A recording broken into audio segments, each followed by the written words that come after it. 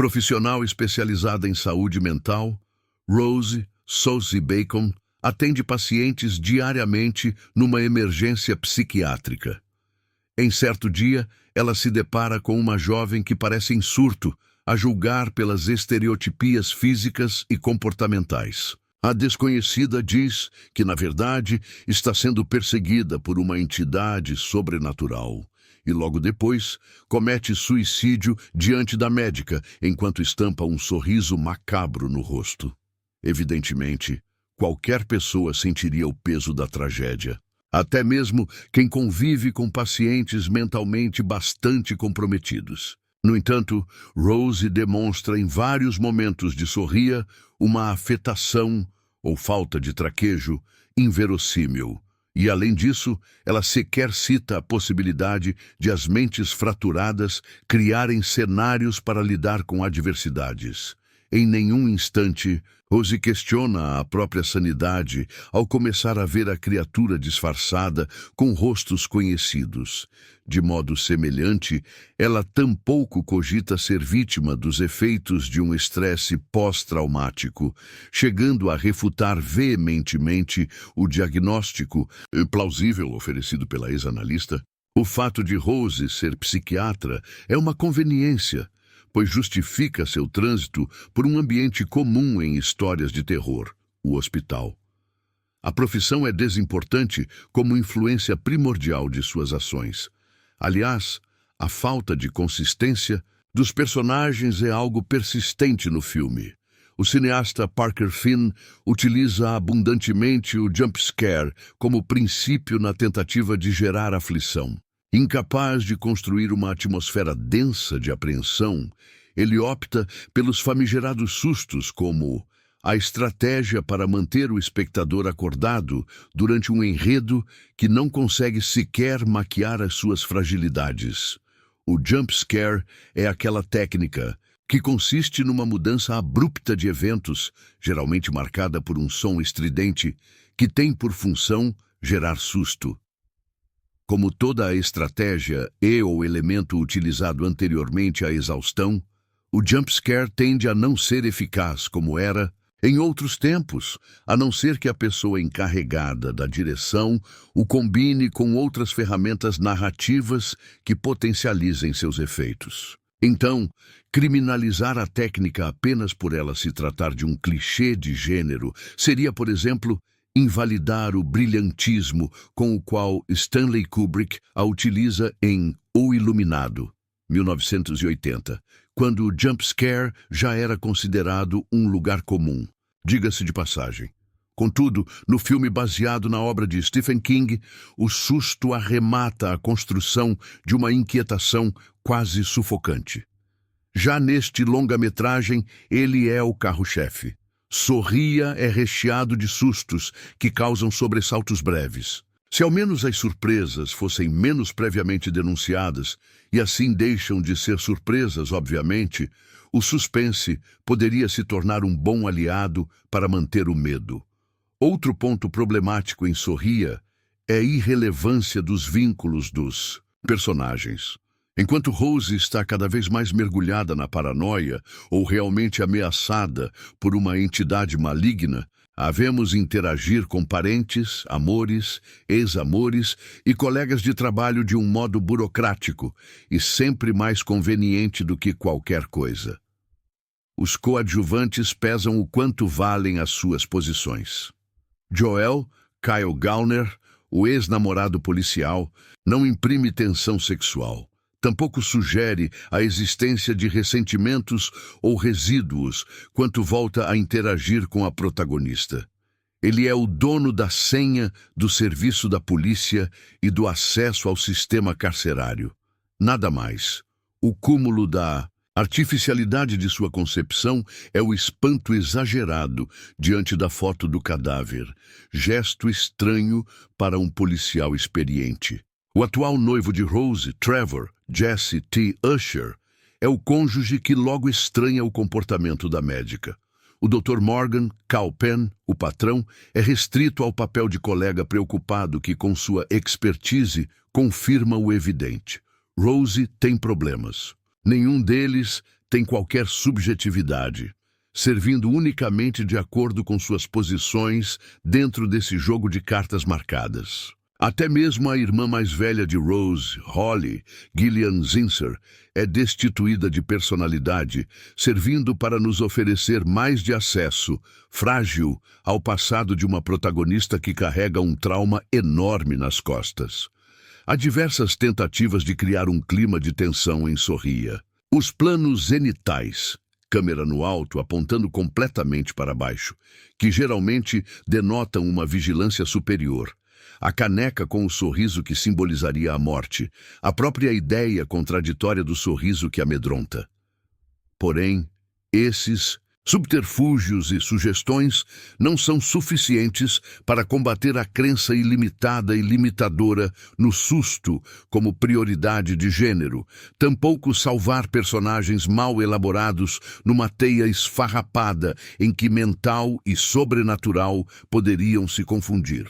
De determinado ponto em diante, Parker Finn, também responsável pelo roteiro, deixa a dúvida e aposta fichas nas certezas.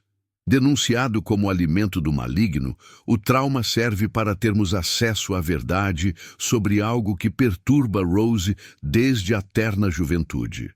Sorria surpreendeu a todos quando estreou, primeiro por ter sido bem recepcionado pelo público de nicho, depois pelo sucesso comercial que teve.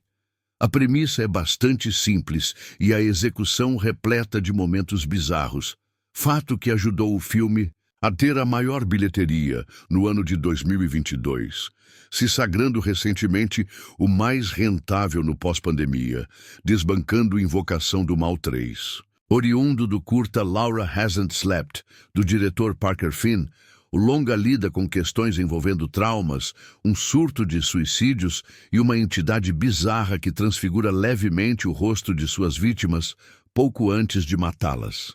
As vítimas perecem com um sorriso bizarro, tão feio, mas tão feio que de fato lembra uma deformação. Originalmente, o longa-metragem foi pensado para o streaming da Paramount, mas foi tão bem recebido em audições testes que acabou migrando para o cinema, fazendo um sucesso considerável, angariando alguns elogios por parte da crítica. Outro diferencial foi o marketing viral, orgânico e bem pensado. Entre as ações, a mais lembrada foi o fato de colocaram atores com a expressão bizarra de sorriso em jogos de beisebol nos Estados Unidos. Da parte dramática, a narrativa acompanha a terapeuta Rose Cotter, personagem de Sosie Bacon, a filha de Kevin Bacon, que teve uma perda familiar recente e é mostrada acordando desesperada após um pesadelo bem aterrador. Para ocupar seu tempo, ela mergulha no trabalho, recebe muitos pacientes e admite que está clinicando mais do que é recomendado. Entre pessoas catatônicas e esquizofrênicas, ela recebe a jovem Laura Weaver, personagem de Caitlin Stasey, que esteve também no curta Laura Hasn't Slept. Ela diz que está sendo cercada por uma entidade que utiliza o rosto das pessoas como máscaras, fazendo a careta do sorriso horrendo que permeou pôsteres e materiais de divulgação.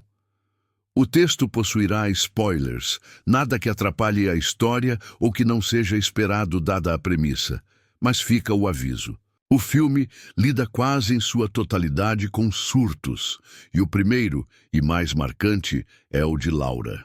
A moça conta de sua experiência de ter acompanhado um suicídio ao vivo e afirma que sua vida piorou radicalmente após isso. Essa questão por si só já desperta no espectador a apreensão não só pelo macabro e pelo susto comum ao ver um rosto sorrindo da forma tão maligna quanto é apresentada, mas também porque suicídio se tornou um assunto sensível atualmente, ainda mais em tempos pós-pandêmicos e de crise econômica mundial. Sem muita cerimônia, a personagem cumpre para a doutora o mesmo discurso que acabou de dar. Repete para ela o mesmo ato que ela viu uma pessoa fazer, passando assim a condição paranoica adiante depois de cortar a bochecha perto da orelha até a jugular. Cometendo suicídio, a maldição passaria para a testemunha, Ao menos foi o que Laura disse à doutora. Curiosamente, o filme tenta não assustar tanto no grafismo. Para não aumentar a classificação indicativa, há uma economia de sangue, mas mesmo sem um gore explícito, a cena assusta e muito. Mesmo com o susto e com o trauma de ver algo terrível diante dos seus olhos, Rose parece amortecida, anestesiada. Está tão soterrada de problemas pessoais que não leva fé na crença de sua paciente falecida. O luto e os pesadelos oriundos da saudade reforçam a inação diante da possibilidade de crer que uma maldição foi realmente passada. Sendo Rose uma pessoa não crédula, reforça-se o sentimento de que foi apenas um surto de uma pessoa psicótica. O que realmente deixa Rose nervosa é que parte da sua terapia pessoal mirava compreender os motivos da morte da mãe, já que ela se suicidou. Ela já lida com uma sensação melancólica. Ainda tem que lidar com questões mundanas, como a pressa de sua irmã em vender a antiga casa da família, e depois acaba vendo em uma paciente um movimento parecido com a da sua mãe. Logo o filme mergulha no sentimento de tristeza e amargor. A ideia do roteiro passa também por encerrar as memórias dolorosas do passado familiar. O estado de espírito dela conversa bem demais com o mise-en-scène. Finn começa seu registro visual de uma maneira normativa, tal qual a rotina de Rose. Mas quando os dias dela passam a ser ruins, quando ela começa a perceber sua sina, as tomadas externas são registradas com ângulo invertido, de ponta cabeça. Depois do susto com Laura, o hospital vira palco para coisas estranhas ocorrerem. Carl Rankin, Jack Chaussette. Um paciente aparentemente calmo passa a surtar. Apresenta o mesmo sorriso da outra paciente e esbraveja para a doutora que ela e todos morrerão. Bem, vamos parar por aqui para não estragar o enredo. Assistam e tirem suas conclusões. Inscreva-se no canal, curta o vídeo, comente e compartilhe.